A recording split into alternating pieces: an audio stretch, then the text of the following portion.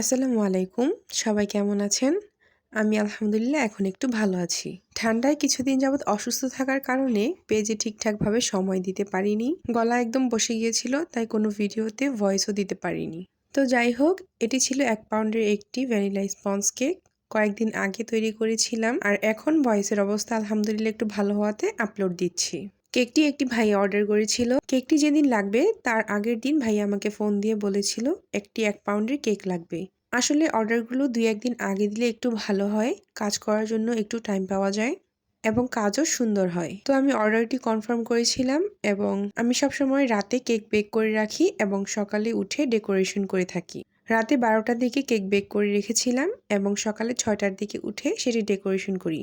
এই টাইমটায় কাজ করলে সঠিকভাবে কেকের সব প্রসেসিংগুলো করা যায় এবং কেক ফ্রিজিং করার জন্য কিছু সময় পাওয়া যায়। আমি কেকটিকে ক্রাম কোট করে ফ্রিজে রেখে দিয়েছিলাম। এরপর নামিয়ে এর চারপাশে ক্রিম লাগিয়ে দিচ্ছি। আমি কেকের মধ্যে ক্রিমটা ডিরেক্ট বিট করে ইউজ করি না। এটার সাথে একটু গরুর দুধ আর একটু কনডেন্স মিল্ক দেওয়ার চেষ্টা করি।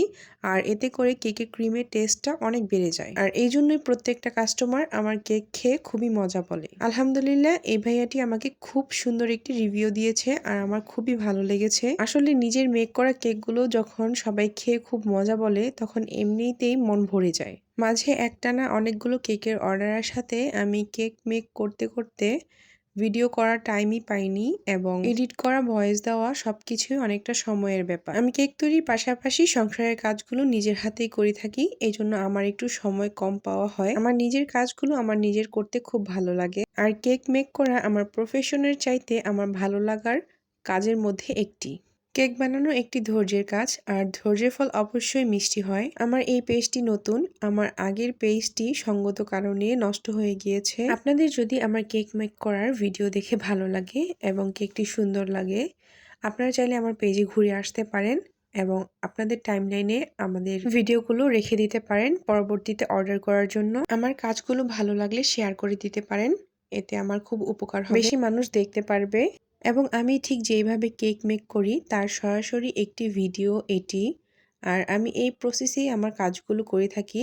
প্রত্যেকটি কাজ খুব পরিষ্কার পরিচ্ছন্নতার সাথে করা হয়ে থাকে। আমি সবার কথা বলছি না, তবে বেশিরভাগ হোম বেকারদের ভিডিও দেখলেই বোঝা যায় যে তারা ঠিক কতখানি পরিষ্কার পরিচ্ছন্নতার সাথে এবং কত যত্নের সাথে একটি কেক তৈরি করে থাকে। আমিও তার মধ্যে একজন এবং আমার কেক মেক করার প্রসেসিং দেখলে আপনারা সেটি বুঝতে পারবেন। আর এট লাস্ট যদি ফিনিশিং এত সুন্দর আসে তখন এমনিতেই মনটা ভরে যায়। কেক তৈরি করলেই হয় না, এর ফিনিশিংও খুব সুন্দর করে দিতে হয়, একদম ক্লিনলি, যেন একজন কাস্টমারের দেখেই সুন্দর লাগে।